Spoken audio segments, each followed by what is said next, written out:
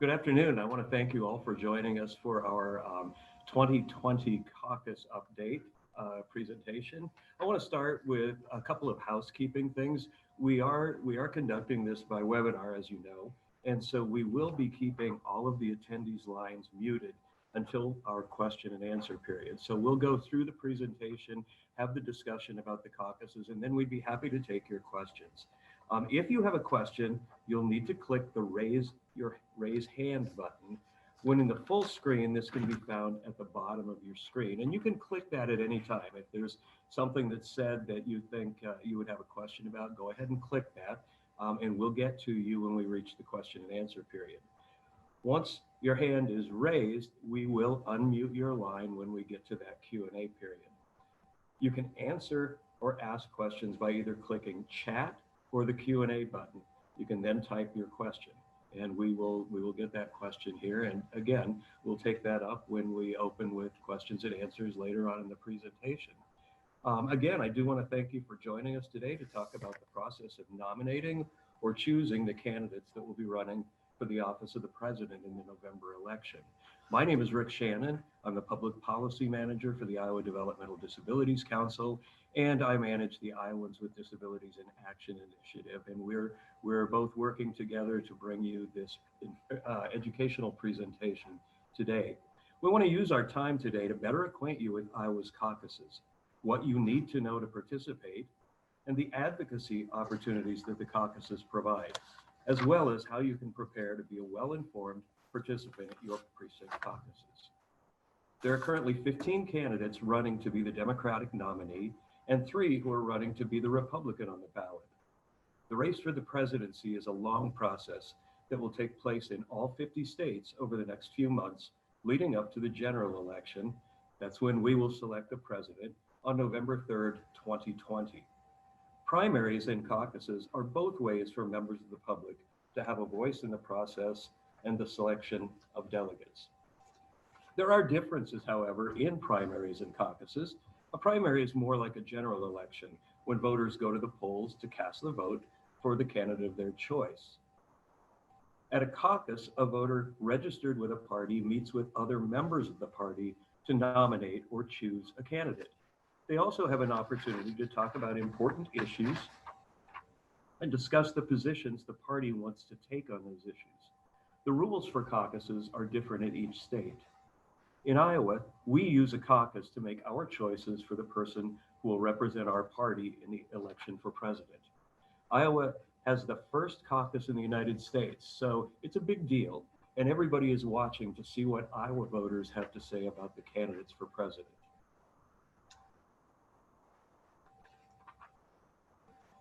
I mentioned that the Iowa caucus is the first in the line of caucuses and primaries on the road to the presidential election in November. The slide that's in front of you now gives you a little bit of information about the road to the national conventions. Those national conventions are conventions where both the Democratic and Republican parties will select who will represent the Democratic or Republican Party on that ballot that we talked about on November 3rd of 2020. So I want to talk a little bit about eligibility. Who can participate in the caucuses? Anyone who's registered to vote as either a Democrat or a Republican is able to participate in their party's caucus.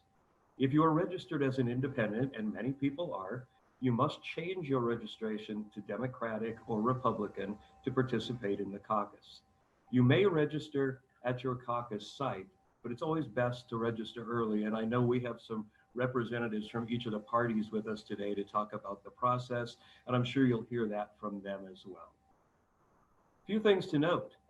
You may register to vote at age 17 and participate in the caucus if you'll be 18 on election day. That means if you were born on or before November 3rd of 2002, you will be eligible to participate in the caucuses. Again, you must be registered to vote. You must declare a party, Democratic or Republican. I know we have people who are registered as members of the Libertarian Party or other parties. They do not hold caucuses in Iowa. So again, it's important to remember you need to register as a Democrat or Republican. Again, you can register on site. and change your party. You will not need your identification. This is not a state-run election. This is a party event, and that means that voter ID or photo ID is not required to participate. And one other thing is the caucuses begin, both the Republican and Democratic caucuses, at 7 p.m. And if you want to participate, you must be in line by 7 o'clock p.m. Caucuses may not start promptly at 7 because there may be long lines or other delays. But if you are in that line at 7 p.m., you will be permitted to participate.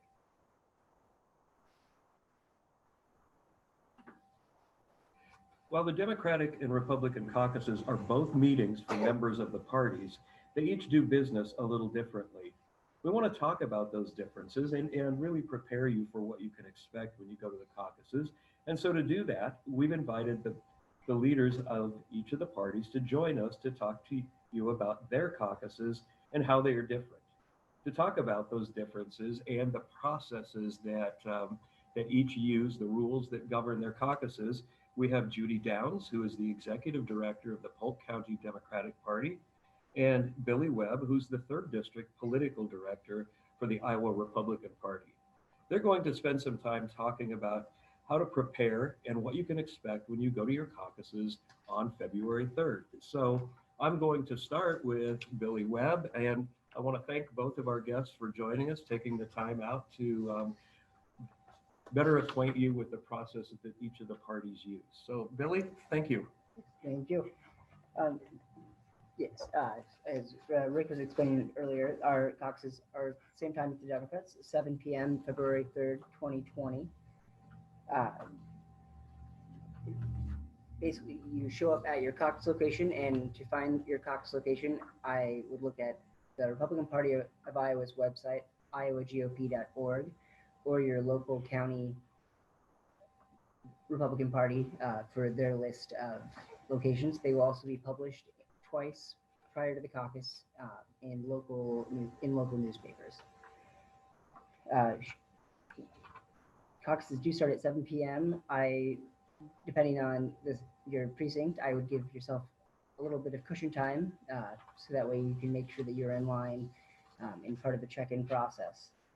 You are allowed to register day of to be part of the caucus. And as Rick mentioned before, you do not need voter ID to check in, but to update your registration, you will need proof of identification.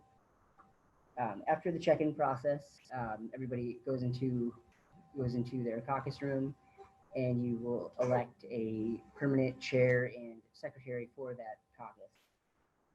Then following that, you do the straw poll for the presidential election, for the presidential straw poll, and that is just written on a blank sheet of paper, and that is counted in front of the body by the chair and secretary. After the straw poll, we move on to electing members to the local central committees. This is a great way if you want to get involved in the Republican Party locally. That's an excellent way to get involved in that group. Moving on, we vote on delegates, alternative delegates, and junior delegates for the county convention, which, as Rick mentioned earlier, in the convention process, that is where it all begins. If you're interested in going to the district, state, and eventually national convention of the Republican Party, that is a great way to be involved in that. If that is something you're interested in, and same with the Central Committee, so that's a great way to get your voice out there. If you are interested but cannot make it to caucus night, you can have somebody in your precinct nominate you for any of those positions. So you still have that opportunity if you are not able to make it. After that, after all of the elections, we move on to platform, and there will be pieces of paper there to submit platform planks that will all be submitted to your county's convention to be voted on by that body. After that, the chair will call for a close. Everyone votes on that, and then it wraps up the evening and head home. Usually all of that takes place within 30 to 45 minutes. Thank you. I have a couple of questions for Yes. you, Billy, if you wouldn't mind. First of all, you mentioned a straw poll. Yes. The straw poll is, in fact, just the paper ballot, correct? Correct. Okay, so you only use a simple paper ballot. People write their choice on the ballot and turn the ballot in, correct? Correct. And then the delegates are proportioned by the vote. So Okay, so the number of delegates are determined by the number of people that turn out and the number of votes that each candidate gets. that's correct. Okay. And then I wonder if you could talk a little bit. I have a feeling that there are people who are listening to the webinar today who aren't familiar with what a platform or a plank is. So if you could maybe help us better understand what that is. So the platform segment of the evening and is a time for you to submit planks, and planks are going to be resolutions that you at your precinct caucus want to recommend, whether that's anything about legislation or something that you think that your local party should be supporting. And that can be a simple one sentence item, or you can be as detailed as you want with it. And that's what we'll move on to the county delegation to be voted on to be a permanent part of the platform. Okay, thank you.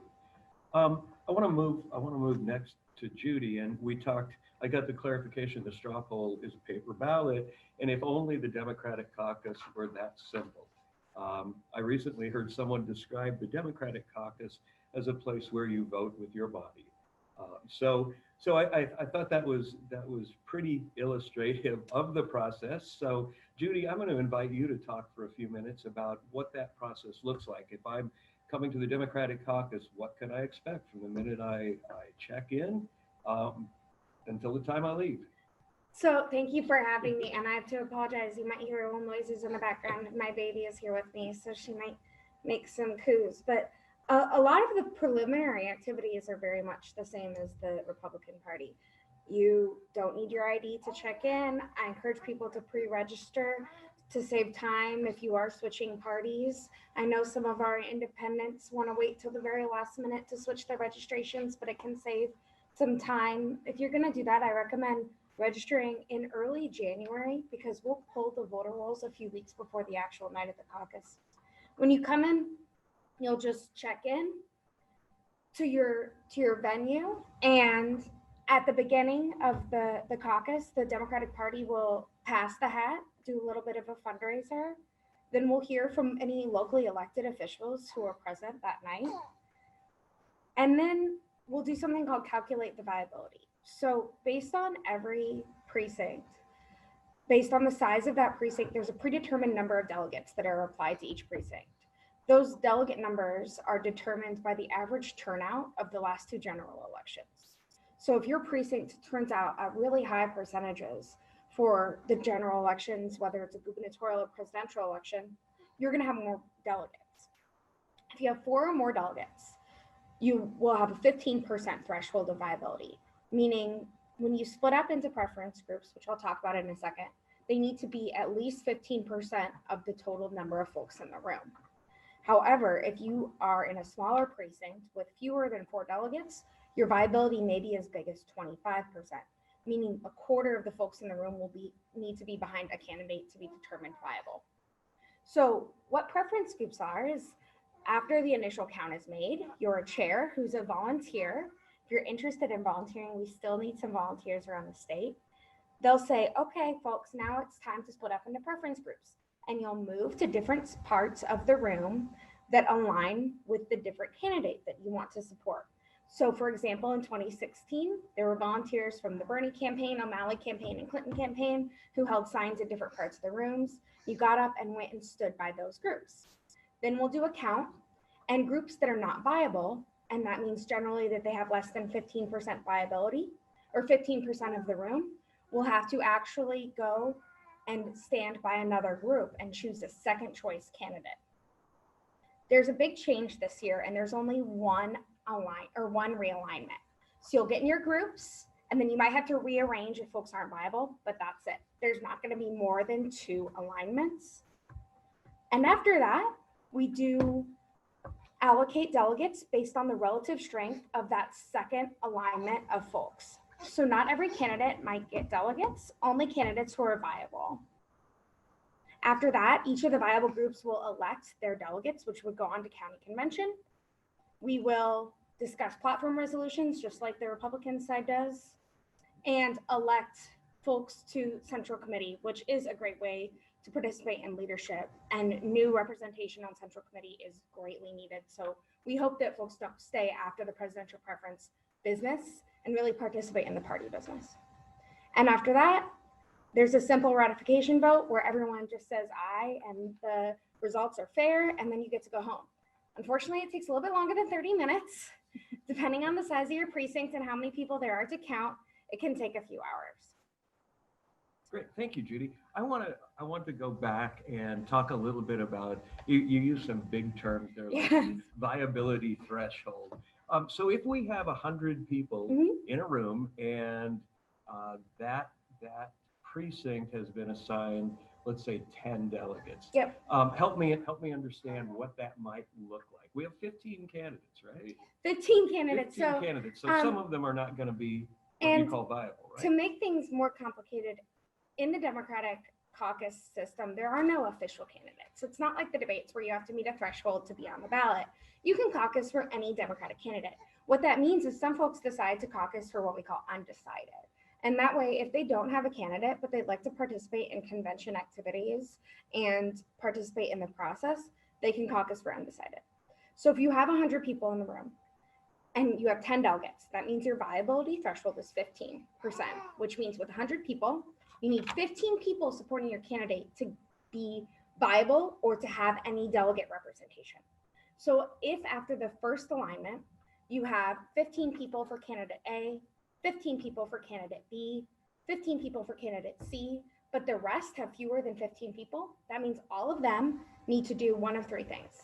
Align under the name of one of the three candidates who was originally viable, realign together under the name of one of the candidates who was not viable, but now by combining forces has a viability threshold of 15 or more, or choose not to realign. If you say, I can't stomach any of them, I'm just not gonna have my vote counted.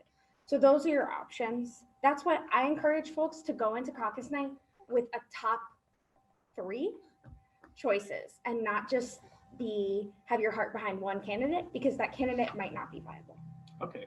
And if you do want to have your voice heard, then you need to be in a group that's viable. That's correct. But it is true that you can make the choice to I guess forego that. You can. So I really recommend thinking about who your second and third choices are, because it's going to increase your likelihood of really participating to the fullest in caucus night. Great. And I appreciate that. And we will talk just a little further down the road about ways that you can become better informed about the candidate and the stands that the candidates take on issues that you're really passionate about. But right now, I want to go to our next slide. We heard both Judy and Billy talk about platforms and planks. And really, those start with an idea. And the idea comes from a voter, somebody who's participating at the caucus. So I'd really like it if each of our party representatives could talk about how that kind of shakes out at your caucus. What do I need to, if I want to come to a Democratic or Republican caucus, and I'm really passionate about climate change, and I want my party to take a stand on climate change, what do I need to do to prepare for that? What do I need to know so that I can come in and not feel stupid? I can feel like I know what I'm doing. And well, I'll just jump in and say it can be as simple or as complicated as you'd like it. It can be as simple as you writing down on a piece of paper, I believe that the Democratic Party of Iowa should see climate change as the most important issue facing Iowans in 2020. That's pretty simple. And you write that on a sheet of paper and it will go to our platform committee, which will introduce it formally into the county convention platform on March 21st at our Polk County Convention.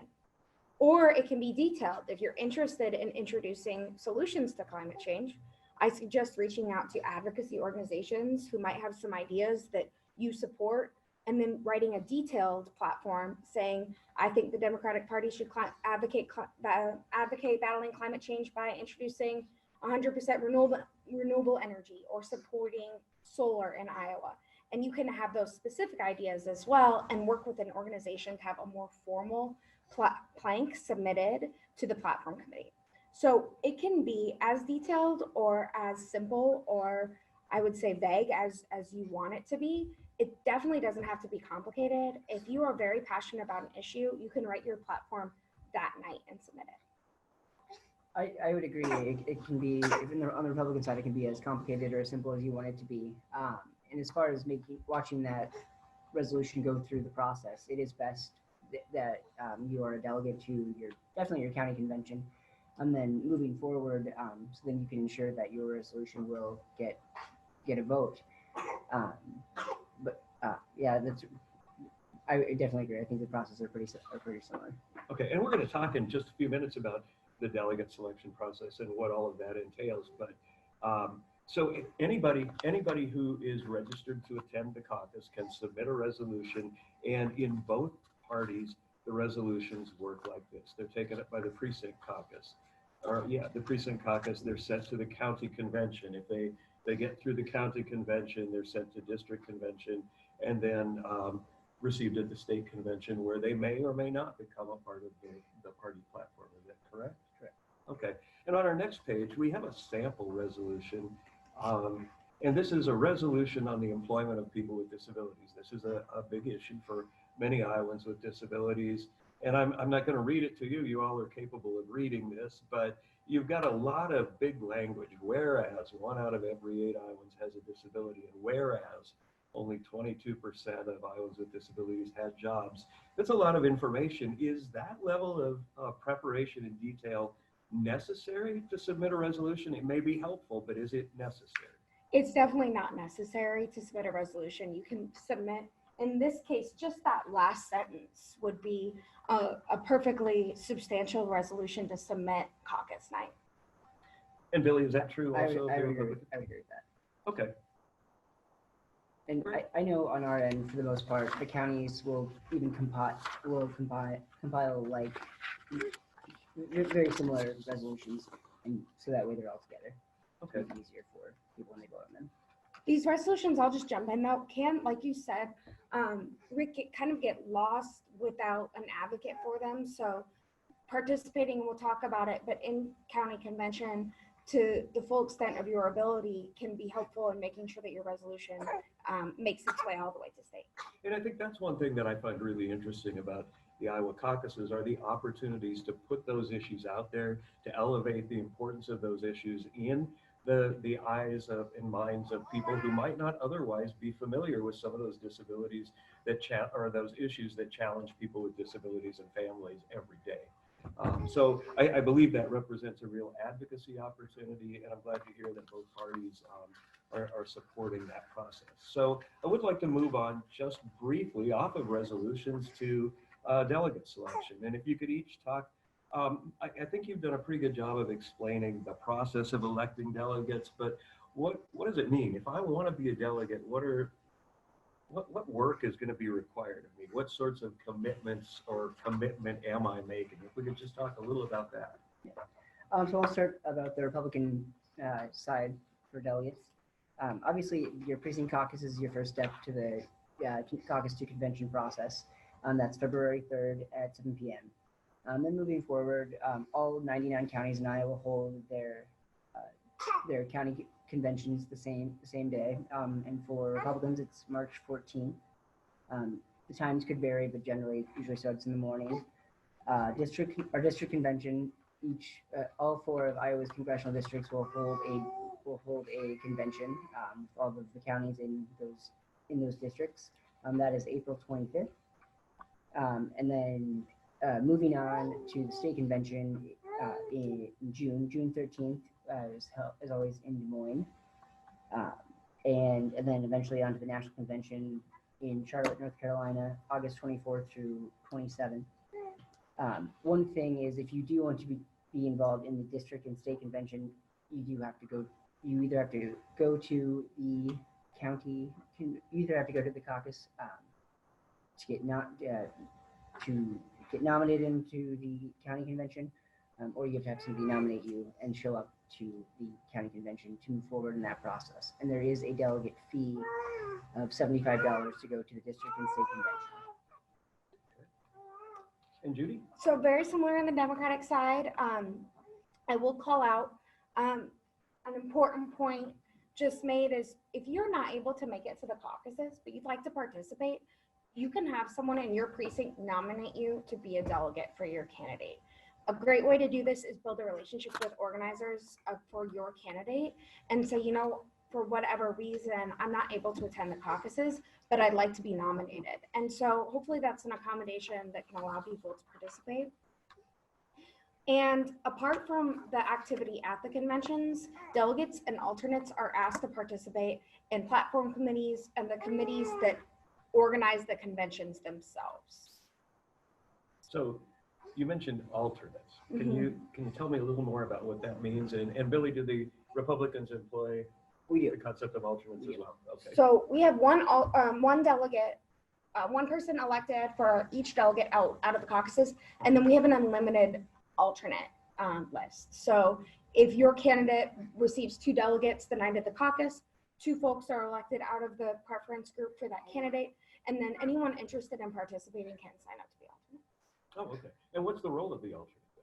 So alternates can be fully active members on committees that platform committee or the committee that plans the convention.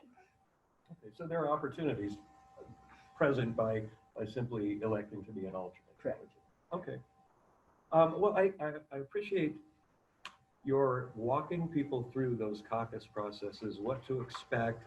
A couple of other things that I wanted to touch on. I know in 2016, there were people both with and without disabilities who encountered some issues at caucus sites. Overcrowding, I can personally attest to that. At my caucus site, we had a small library room in a small school that was inadequate for the numbers. I think we already anticipate that the Democratic caucuses anyway this year will probably be well attended. Have there been preparations made or plans put in place to address some of the accessibility issues that particularly voters with disabilities encountered in 2016? What do those look like? And if I have a disability and I require some sort of accommodation to be a participant, is there a process by which I can request or talk with someone about that? Yeah, so I'll just start off on the Democratic side. If you're interested in requesting an accommodation, however large or small, whether it's I just need to make sure I've got a chair or I'm going to need an interpreter at my site, you can email me directly. It's Judy, Judy, at polkdems, polkdems.com. And I can work with the chair in your precinct, even if it's outside of Polk County, and make sure that we meet those accommodations. It's being 2019 means that we're the last year of a census. So our estimations of population are kind of inaccurate. So one of the things we've done, because we've had huge population growth in Polk County, but also Dallas County, is we've looked at turnout over the last few elections to estimate what our population or our turnout is going to be for this caucus. And we're doing our best to make sure that all the spaces can accommodate the number of folks that we're anticipating. In the past, we've had about 35 to 50% of eligible voters turn out to caucus. This year, we're estimating that to be closer to 75%. So we're hoping by overestimating and looking at the latest numbers, we'll have much better suited spaces for folks. But what that does mean, especially if you're in a community like West Des Moines, for example, your caucus might not be in your precinct because there might not be a space in your precinct because you're a fast growing community that can accommodate the amount of Democrats who live in your precinct. So you might have to go a few miles down the road to be at a high school gym instead of your elementary school cafeteria that is right down the street from you.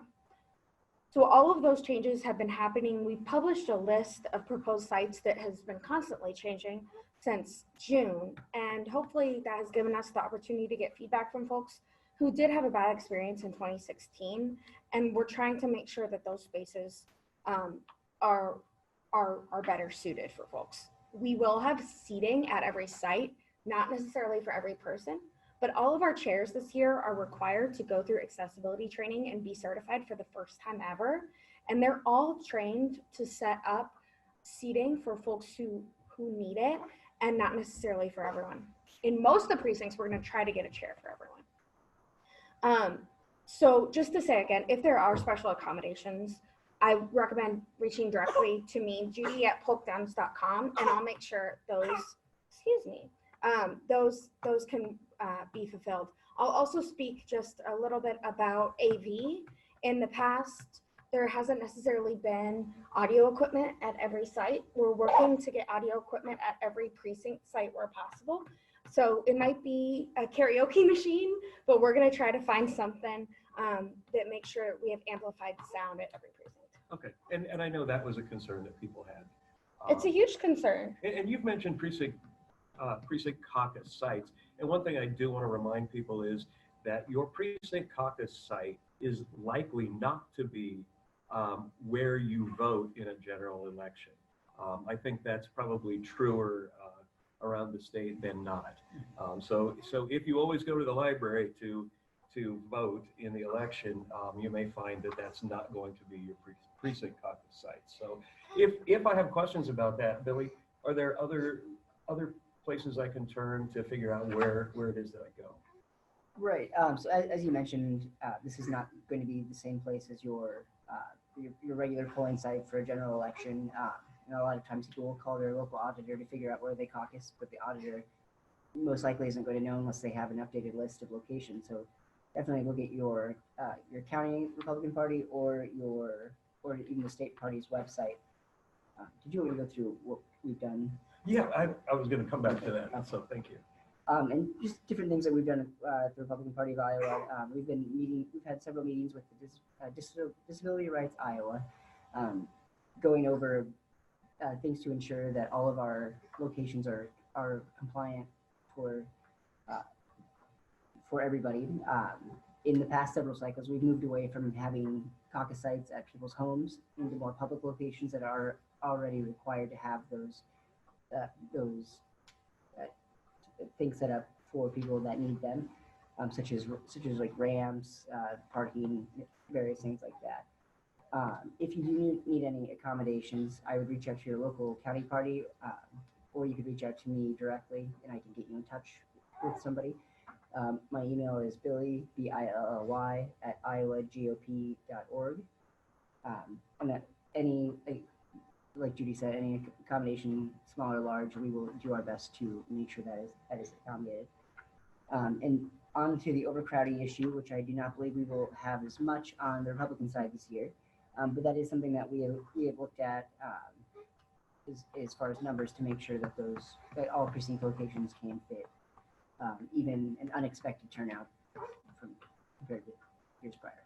Great. Thank you very much to both of you.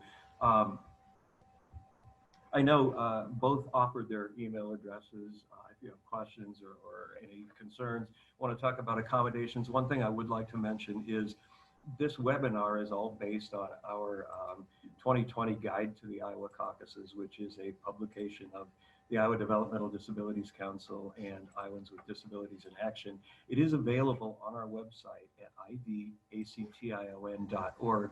And the reason I mention that is because at the back of the guide, there is a comprehensive listing of all of the Democratic and Republican county chairs in each of the 99 counties in Iowa. So if you're not able to reach Judy or Billy, you might want to try reaching out to those county officials in your own county. Those really are your local point people for the Iowa caucuses. As I've mentioned before, these are events of the party, not of the government. And so these are the people who can probably answer questions like, where do I go to caucus? Or, I forgot about this, what do I need to know? So please feel free to take a look at that guide, download it. If you need hard copies, we can always get those to you as well if you just ask through our Contact Us link at Iowans with Disabilities in Action. So I want to move on now and engage Amy Campbell. Amy is a consultant who works. Oh, yes, I apologize. I promised question and answer period. And I don't know if we have any questions yet, but if you do have, for the party representatives, this would be your opportunity to ask those. I don't want to tell them how to do it again. Oh, yeah, I can remind you. Not everybody was on. Oh. Okay, if you do have questions, just click the raise your hand button in the full screen. That button can be found at the bottom of your screen. Once your hand is raised, we'll unmute your line and you can ask questions by either clicking chat or the question and answer button. You can then type your question and we will put it to the appropriate representatives.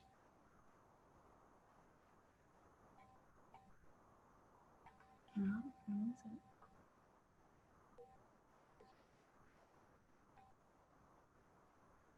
Okay, Disability Rights Iowa, you are live.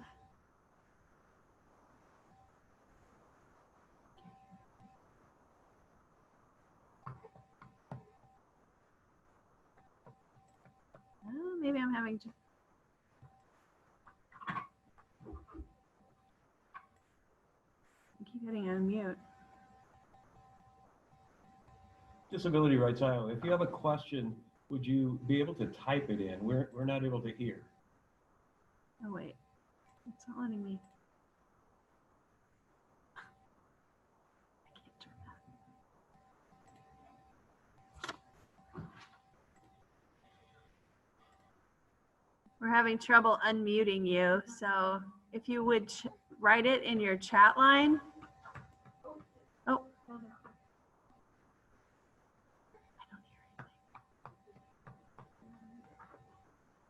Okay, I think you're unmuted now.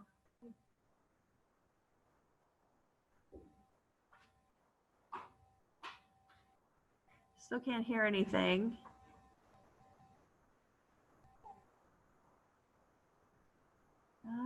Okay, we have some on chat. Okay. I typed in the Q&A. Does that work? Hello. Yeah. Oh, could you please repeat your contact information? I apologize. Yeah, so for Judy, excuse me, Judy Downs is my name. My email is judyjudy at polkdems, polkdems.com. And my contact information, Billy Webb, is Billy, B-I-L-L-Y, at Iowa spelled out, GOP.org.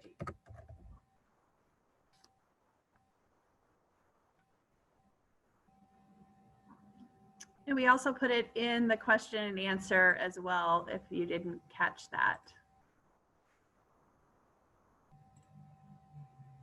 Does anybody else have any questions? Again, you can type it. If you have a microphone, you can raise your hand and we can unmute you. Or if you do not, you can use the chat function or the Q&A function. Either one of those, we can see your question. This is Judy. I'll just give a tip for the night as people are writing questions. Is just making sure to show up a little early. If around 7 or 6:30 would probably be a good idea to show up before the caucus starts at 7, just to make sure that with the increased anticipated turnout, that you've got time to settle in. We have another question. If a caucus goer has a last minute accessibility need, is there a central contact they can reach out to? I know on our side, I would say if it is that last minute thing, I would think your best point of contact is going to be your local county chair. And they can contact your precinct chair to make sure that anything can be taken care of at that location. And again, remember that contact information is in the guide that I mentioned, which is available on the website. If you are at a caucus and something comes up, for the Democratic side, each of the county chairs will have a hotline, and that hotline will go directly to a room of staffers for the Iowa Democratic Party and volunteers who are working to solve any problems that night.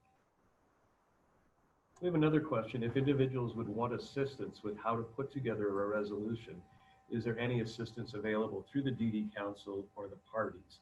I think I can speak for the council and say that we would be willing to assist anyone who would like to pursue that opportunity to put together a resolution. I'll let the parties speak for themselves, but I also might mention that there are a number of other advocacy organizations well beyond the DD Council that I'm guessing would probably also be willing to assist members or other community members. So Billy, would there be help through the Republican Party or? Definitely. We could help you outline a resolution. We could even get you in touch with other people that might be willing to back your resolution.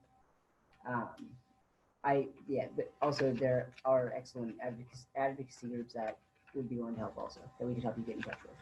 Yeah, I'd agree the party's here to help, but if you're interested in issues that you could work with groups like Planned Parenthood or the ACLU if those issues are what you're interested in focusing on, and they can help you craft your resolutions.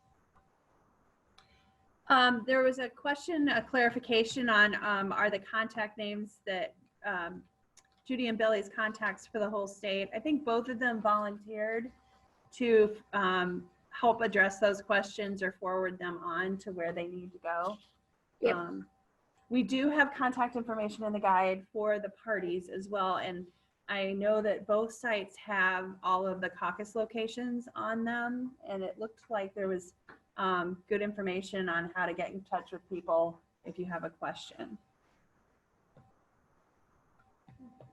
Yeah, I think once we terminate the webinar today, I think most of the questions that people may have, you might be able to find the answers to in the guide that I've mentioned a couple of times, and that can be found on the website. Also, the nearest service coordinator is a great resource. With information shared. Thank you very much. We have another question. Can you explain a bit more about the values of individuals submitting resolutions? Would this be a good idea if folks care about specific issues? I think it's very important. I think the caucus is, in my opinion, one of the best forms of direct democracy that we have. So if you really care about an issue and you want people to be aware of it, this is an excellent place to get started. Yeah, and I would add on to that, as individuals, it can be hard to get our issues to top priority of our legislators, no matter what party you are. They have so many powerful interests who are lobbying for their attention, but the party platform is really the groundwork or the basis of what should direct our party's representatives, and it's built from the ground up just like this. So it is very important, and I'll tell you what's more important than a detailed resolution or a complicated resolution is someone behind it who has passion. So if you have passion on this issue and you can speak to it in front of a group of your peers and your neighbors, that's going to be more convincing than anything else. And so I think if you do have some fire in your belly about any issue, this is one of the best ways to get it to be a top priority of your party. Do you have any comments specifically directed to why students or young adults should participate in the caucus process? Like we were both saying earlier, this is a great way to get your voice out there. And if you feel like your legislators or representatives aren't doing what you want on your behalf and you want your group listened to, this is the best possible way to get that done. From my perspective, the single biggest way we could change what our government looks like is if youth, people under the age of 35 started to vote at a higher rate. Excuse my daughter here. Speaking of younger people. Speaking of younger people, but it's so important. And one of the cool things about caucuses is you don't have to be 18 if you're 18 by the general election in 2020. So you can participate even before you're 18, which is really neat. And if you're not 18 yet or won't be 18, you can still participate as a youth delegate and go on to convention. And being a youth participating in politics in Iowa is a front row seat to history. And it's something that we think is we can take advantage of or we can take for granted. But boy, it's a unique opportunity. So I encourage anyone, any youth to to participate and to understand or try to understand the historic nature of just being an Iowan participating in caucuses. Well, I want to thank both of our party representatives. Thank you for your time. Thank you for your investment in the Iowa caucuses and the opportunity that it provides for all Iowa voters, not just individuals with disabilities. I mentioned in the beginning that one of our learning objectives for the day was helping you connect with information that can prepare you as a well-informed participant at your precinct caucuses. And so we're going to move on to that preparation. And I'm going to invite Amy Campbell. Some of you know Amy. She works with us on our Iowans with Disabilities in Action initiative and our Infinet project. And Infinet is our public policy publication, and the public policy piece of Iowans with Disabilities in Action. So I'm going to have Amy talk with you a little bit about how you can start paying attention, learning about the candidates, and applying the issues that you care most about to see how those align with the positions that candidates have on those very same issues. So Amy? Hi, thanks guys for sticking with us here as we kind of roll into 45 minutes along. We really appreciate your time. As you heard from both of the party representatives here, there's more to the caucuses than just nominating a presidential candidate. And so what I think is one of the more exciting pieces of it is to actually start to talk about the issues. You're at the ground floor helping the party that you're a part of develop what their issues are going to be as they move forward. It's what you heard before called a platform. It's basically the statement that party makes about the issues and their stands on the issues. And so that all starts on caucus night. And we tried to, in our caucus guide, kind of in a couple pages, just a few paragraphs on each topic, kind of give you a lay of the land on each of the issues that are kind of being discussed. There's certainly not issues that we are endorsing or anything that we think are trying to promote, but they're just issues that we're hearing a lot of the candidates talk about now. And we will at the end of this show you where you can find an online guide. We have these printed as well, and if you would like a copy, we'll share our information with you so that you can get that. But that all is online. We do update it. As you probably heard, there's been a few people drop out of the Democratic side and the Republican side, people that are running for office. So there's a very fluid, moving group of people. We're down to 15. I can't remember what we were up to. Over 22. Yeah. So it was quite a large group, but you'll find those if you have a guide on pages 13 to 15. And if you do not, I will show you where you can find that.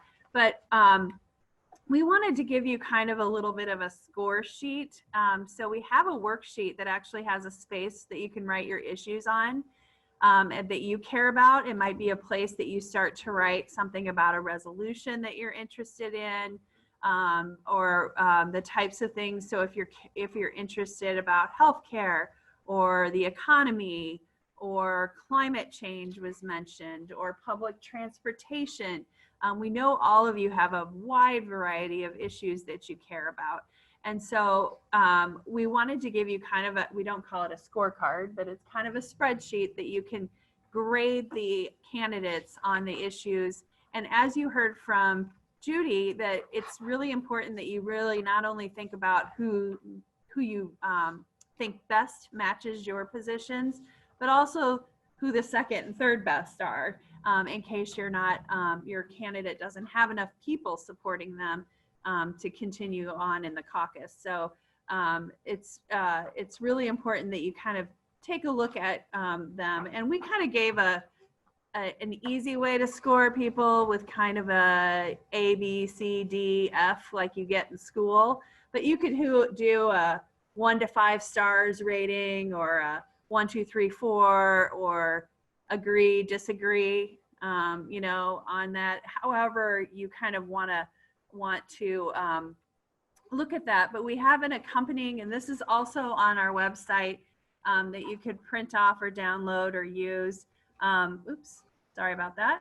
That has the current list of candidates. So that's the 15 that we were talking about. And then the current list of 3 Republican candidates that are running for office. And so those are the broad kind of issue areas. So if you're interested, if we go back to that resolution on employment opportunities for people with disabilities, you might take a look at under economy and jobs and take a look at how each candidate feels about that. Also in the guide, we have a list of all of the candidate websites where they have released their positions on things. So some have a robust issue area on their website with lots of statements. There are some candidates that specifically put out statements on people with disabilities and disability policy. There are some that put out very detailed plans that are probably well beyond what most people want to sit down and read in one sitting. So there are other contact informations. I think you probably could trip over any candidate at any given day in Iowa. To go to a rally or something doesn't necessarily mean you support a candidate. It's an opportunity to learn more. They'll have their staffers there. I'm pretty sure any candidate's office, if you walk into it or call them and ask them for more information, they would be more than happy to talk to you about their candidate and why they think you should support them. That's a great opportunity to talk to them about what's important on your issues. So if you have a top tier group of candidates that are looking good, that's a good opportunity to just go ahead and give them a call. But we put together this spreadsheet, and we will update it every time somebody else drops out. We will update it, but it is current and we always have the date marked at the bottom so that you know who it is, who's still in the race.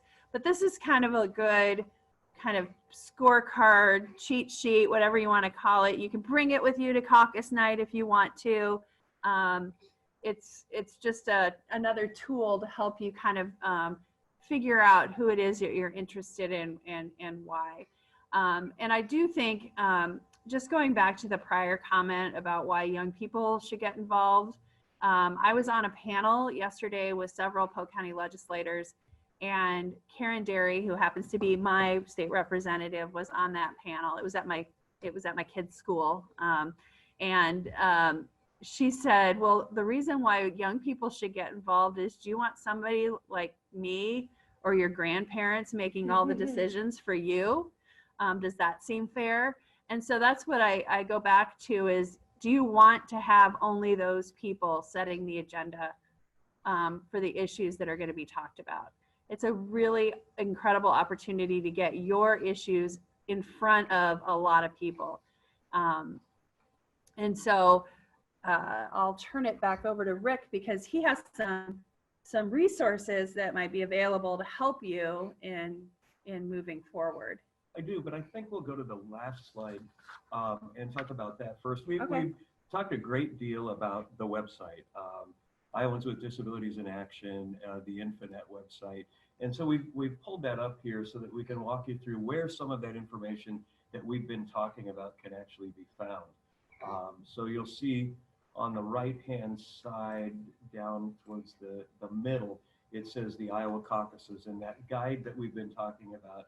That's where you'll find that. That's where you'll find updated caucus news. I know I've mentioned several times the information that's in there, the county chairs, the things that Amy was talking about, all of that you can find right there at that link. Oops. Nope. Okay. I clicked on the wrong link. There, it's up there. Sorry. Okay. This is the guide that we've been talking about, and as I said, it's available to download. If you'd like a hard copy, there's a Contact Us link on both the Infonet and the Iowans with Disabilities in Action website. You can feel free to use that. Contact us, and we will make sure that you get a hard copy of that guide. Otherwise, it is free. to download. It's available. You can download it. You can give it to others. You can use it in your local advocacy group or however you choose to use it. So I just want to make sure that people know where to find that. Yeah, and I was trying to go down and show you at the very end. I'm sorry, I'm scrolling through your screens very fast, but that's where the county chair information is. So we do have the Democratic county chairs emails. We weren't able to get their phone numbers, but we do have the Republican Party chair phone numbers. If we get those phone numbers, we'll upload it because we can update these as we go. But that's just right at the top of the, right here at the top of our InfoNet website. And that's where it will be until the caucuses end. So it will be just front and center right there. Right. And you can get there from idaction.org, the main portal, which is, as I mentioned, idaction.org. And Amy mentioned that we have some resources available to continue these conversations. And if we can go back to that slide, we'll talk for just a minute about those.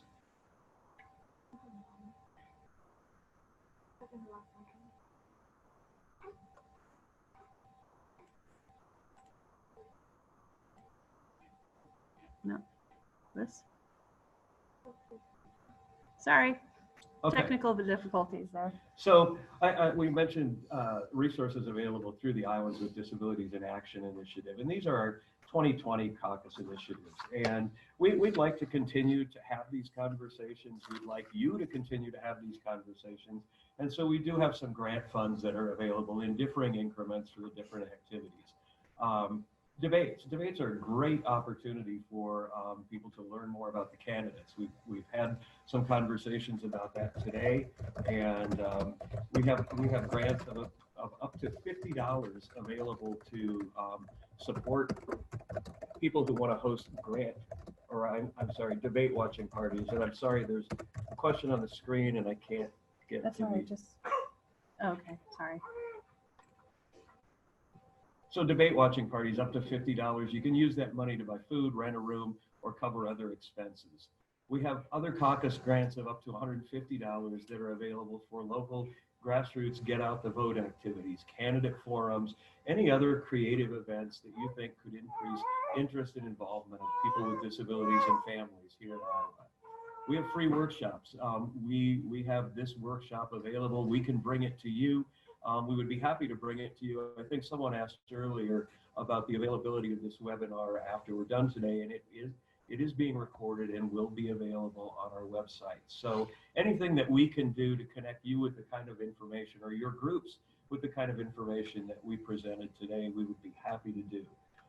And then again, the online link, go to the Iowans with Disabilities in Action website for links to the webinar, the guide, and any other resources that we have. And as Amy has mentioned, the beauty of using the website is we can update on an ongoing basis all of the information, particularly when we're talking about candidate information, which, as we've seen in the last few weeks, has been changing pretty quickly. So those resources are there for you. We invite you to use them. Contact us if you have questions. If you have questions about the grant opportunities, questions about something that's on the website, or whether or not we could be available to come out and do a similar presentation for your group, we want to hear from you. That is how we become Iowans with Disabilities in Action. So, Do you want to answer? yeah, I'll open it up to a couple of the final questions that we have here before we wrap up. Planning and thinking beyond the time frames of the caucus. How can a person connect with the election? And I'll ask our party representatives, since both of them are still with us, if they'd like to weigh in, and then I can talk from an Iowans with Disabilities in Action. She finished more of the sentence. How can a person connect with the election process to apply to work at the polls in the state and county national elections? Where to apply and what is required to be qualified? What is the type of compensation? So the parties don't facilitate working the polls, but it's a great service and we need poll workers. So I recommend reaching out to your county auditor And if you just Google whatever county you're in, auditor in Iowa, you'll find their website, and they're always looking for poll workers. It is a rather long shift, but it's really important, and we need folks from both parties or no party who are willing to do that work. And this wasn't exactly asked, but if you're interested in getting involved with the whole process before caucuses, after caucuses, connecting with a campaign can be a great opportunity. They are looking for volunteers right now, and whatever your party is, it can be a unique experience. I would agree. Same with us.